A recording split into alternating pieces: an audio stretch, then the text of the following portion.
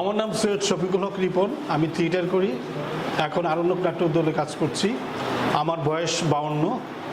আমি মিডিয়াতে রেগুলার কাজ করছি। আর ক্যাট সম্পর্কে 1 বছর আগে বেসিক্যালি জানা, মানে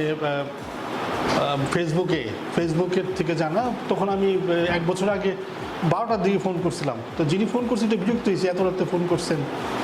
তো আমি একটু বাড়ি খেয়ে গেলাম, তো পরে আর যোগাযোগ করিনি।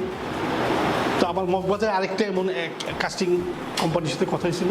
তো আমাকে কথা মনে হয়েছিল ওনারা নতুন লোকদেরকে চায়, কিন্তু আমি তো নতুন না, আমার তো ট্রেনিংয়ের কিছু নাই। আমি কাজ করব, আমার কাস্টিং করবো, আমি কাজ করব।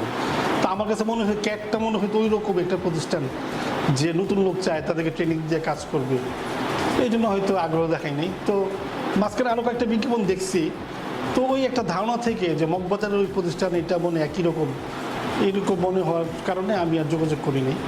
তো আজকে আইসা ভুলটা ভাঙলো আর কি, ভালোই লাগলো। একটা বিশাল সেট আপ দেখলাম। তো আশা করতেছি ক্যাটের সাথে কাজ হবে আর কি।